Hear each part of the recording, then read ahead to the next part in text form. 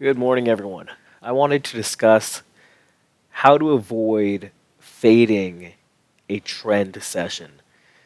Now, as a mean reversion trader, as someone who blindly is entering levels with limit orders, obviously this is a very important thing to watch. I have to be very aware of how to not get stuck in a outlier event where the market is simply going up or just down. And truth be told, it's not actually as confusing as you may think it is.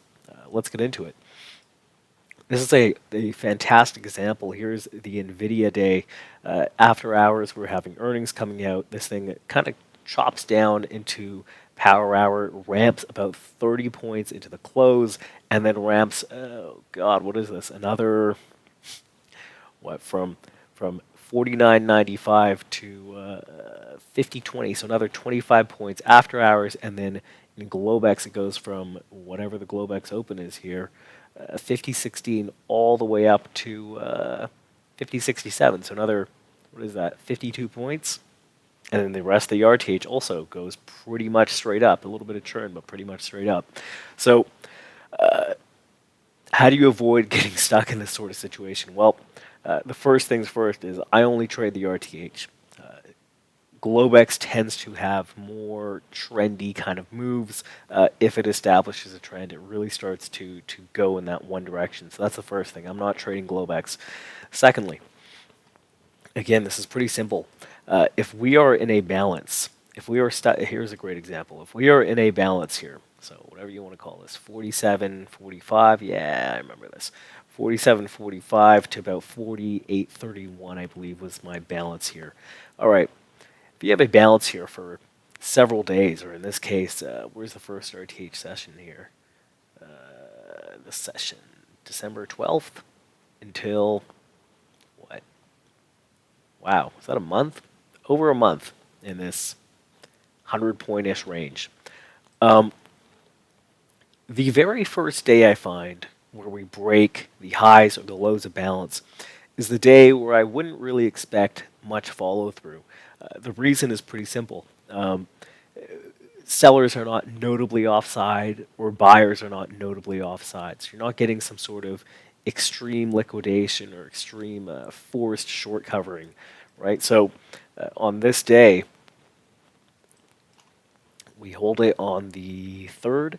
We come into January 4th again. We largely hold it, doesn't really go anywhere, like 10 points below. And then we come in on this Monday and it gets bid right back in range, and then it kind of churns here. So Tuesday, so this is our first day of trying to break down. We open below. Tuesday just opens right back, or sorry, Monday looks like, I'm getting this confused. Friday opens below, gets back in range. Monday is unable to get any follow through in Globex. We open pretty much right at balance lows, and it rips back in range. Okay, so the first day, again, not that great. To the upside, kind of 31 to 42 would be the spot I was looking at, and I think the spot I kept shorting. First day actually does get some follow through. But it's really the second day that continues, right? You get this Globex move, and then this thing goes vertical for the entire RTH. Same thing with the day after. What is that? Yeah, goes pretty vertical until about 1 p.m.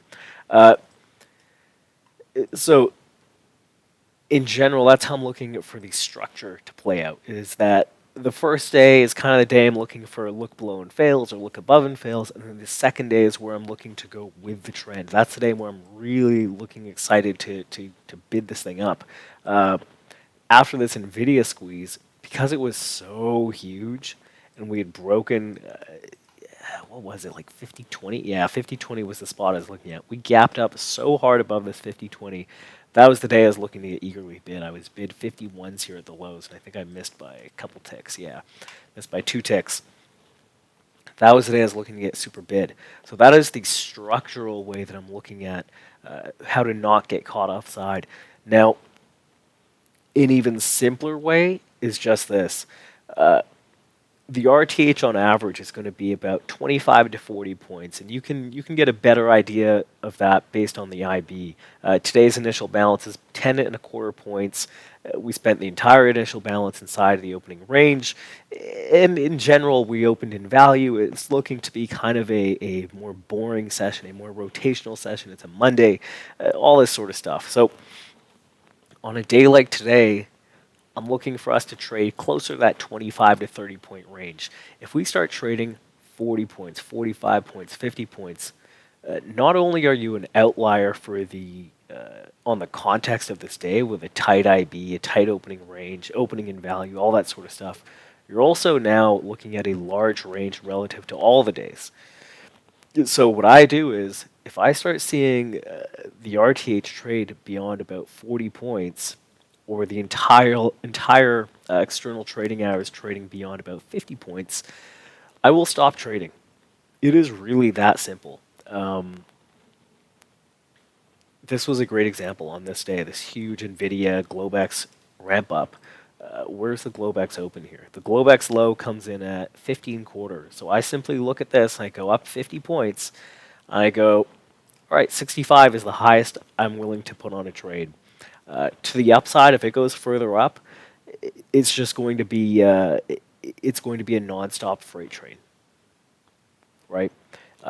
Or if this thing starts to crap out from the overnight high, whatever this is that the overnight high? Yes. If it goes from here and we're trading below 50.17s, you're getting into a more dump sort of scenario, right? I don't want to be trying to catch a bid after a 75-point move down. I would rather just wait until the next day and trade a more statistically normal day.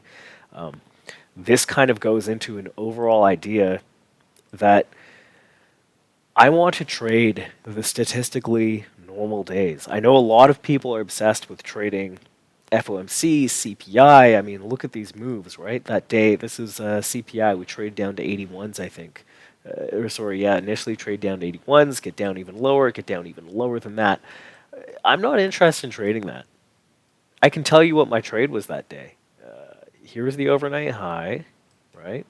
Right here. And I went down by 50 points. There you go. 90-ish. The only trade I was interested in was shorting 83s or 88s. I wasn't going to try and catch a knife lower than that. It did get bid. I mean, the market will eventually always find a bid. It's just how many knives are you going to take on the way there. So that's really all there is to it. I'm just looking to play the normal days. If it's a 40-point range for the RTH, if that's our average range, that's what I'm going to be playing. I'm not going to be trying to mean revert after 50, 60, 70, 80 points. And my statistics show that's valid for me. Maybe on your approach, you find something else. Maybe you find when it's riding the third standard deviation of RTH VWAP or weekly VWAP or something. Maybe that's your trigger to not try and fade it. But to me, it's not. To me, it's I hit my levels on statistically normal days. That's all I got. Hope it makes sense. Hope it helps. Very choppy day. It's a 30-minute chart, and we've done nothing but kind of monkey around the opening range. Don't get chopped up, I guess. Have a great day. Trade safe.